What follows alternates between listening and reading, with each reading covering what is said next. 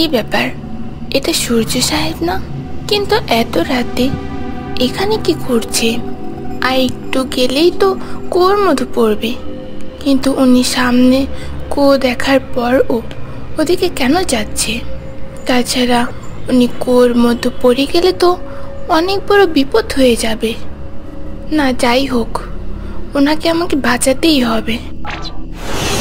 মনিকা এটা বলে যখন সূর্যর দিকে এগোতে থাকে তখন দেখল সূর্য কুয়োর আরো কাছে চলে যাচ্ছে।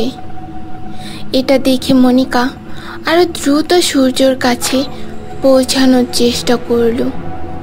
এমন সময় সূর্য কুয়োর মধ্যে পড়ে যাওয়ার অবস্থায়।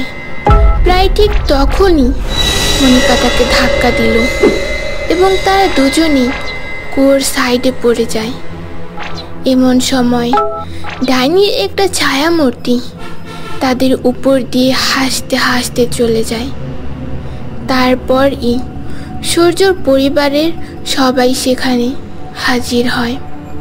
তারপর সূর্যর চাচি বলে উঠল, সূর্য, কি হয়েছে তোমার?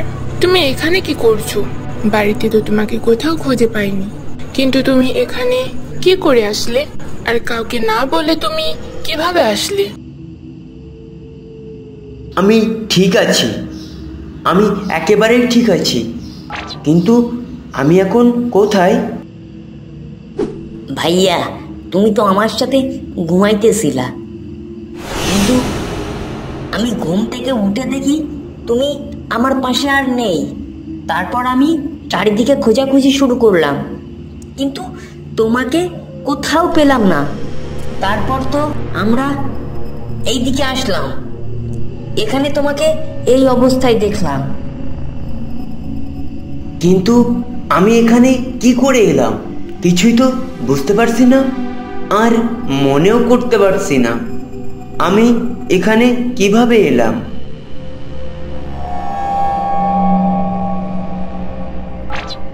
যখন সূর্যর মা বেঁচে ছিল তখন সূর্যর রাতে চলার অভ্যাস ছিল, আর এখন বড় হওয়ার পরও সে ঘুমের মধ্যে চলতেছে।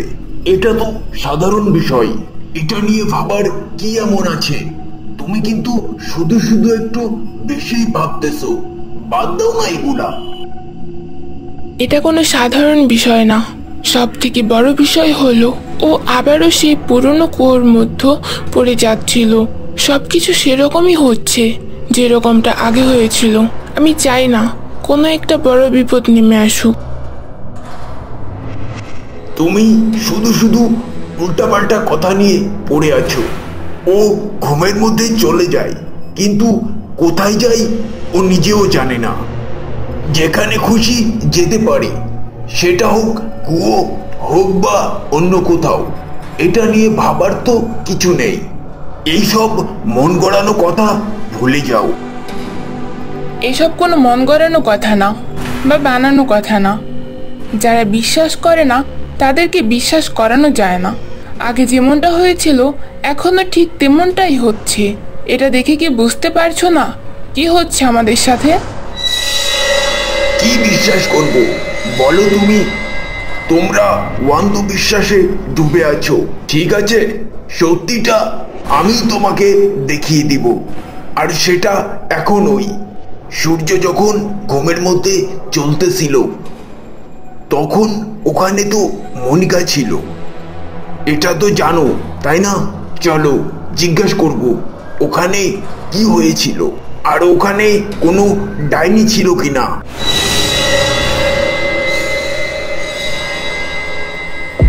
আচ্ছা মনিকা, সূর্য যখন ঘুমের মধ্যে চলতেছিল তুমি কি তখন ওখানেই ছিলে?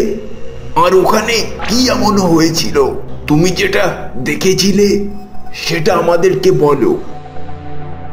হ্যাঁ, আমি যখন ওখানে এসে পৌঁছাই তখন দেখি সূর্য সাহেব আনমনে কুয়োর দিকে হেঁটে যাচ্ছে। সেটা দেখে মনে হলো উনি কুয়োর মতো পড়ে যাবে, তাই আমি দ্রুত গিয়ে ওনাকে অন্যদিকে ঠেলে ফেলে দিই এবং তারপরে উনি বুঝতে পারে যে উনি ঘুমের মধ্যে ওখানে চলে গেছে। আচ্ছা, আমি বলতে চাচ্ছি যে তুমি ওখানে কি কোনো ডাইনি বা কোনো মেয়ে বা কোনো আতঙ্কিত ছায়া এমন কিছু দেখেছিলে? না, আমি এমন কিছুই সেখানে দেখিনি। শুনলে তো এবার, ওখানে কিছুই ছিল না। আর তাছাড়া সূর্য ঘুমের মধ্যেই ওখানে গিয়েছিল। আর তোমরা এখনো অন্ধবিশ্বাসের মধ্যে পড়ে আছো। বুঝি না, যার কোনো প্রমাণ নেই, যার কোনো চিহ্ন নেই, সেই সব নিয়ে তোমরা ভাবতে থাকো। এগুলো শুধু কল্পনাতেই হয়ে থাকে। তাই তোমরা তোমাদের কল্পনা থেকে বাইরে আসার চেষ্টা করো। যে বিশ্বাস করে তার কোনো প্রমাণ লাগে না, আর যে বিশ্বাস করে না, প্রমাণ থাকলেও সে বিশ্বাস করবে না। এই জন্যই আমি কোনো প্রমাণ দিতে চাই না। এখন শুধু একটা কথাই বলবো, যে এই জায়গায় আমরা আর এক মুহূর্তও থাকবো না। কেন থাকবো না?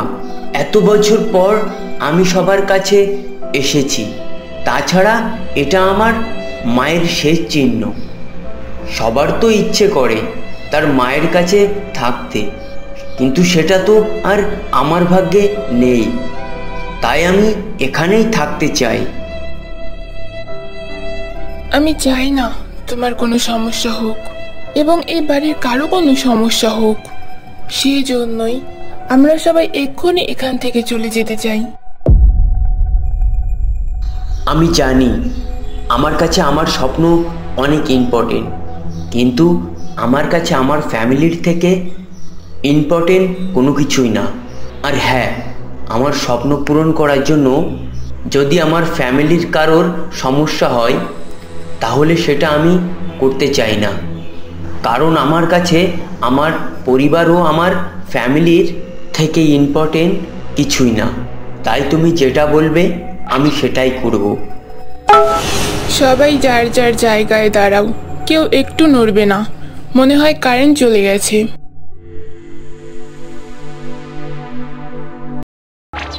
সূর্য ও তার পরিবার কি রাজবাড়ি থেকে বের হতে পারবে, নাকি তারা সবাই ডাইনির কবলে পড়বে?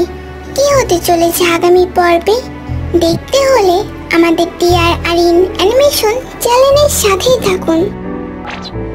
এই ভিডিওটা তোমাদের কাছে কেমন লাগলো? আশা করি অবশ্যই ভালো লাগবে। যদি ভালো লেগে থাকে তাহলে অবশ্যই বেশি বেশি লাইক করো, কমেন্ট করো আর সাবস্ক্রাইব করতে ভুলবে না। ও ভিডিওটা শেয়ার করে দাও তোমাদের বন্ধুদের কাছে।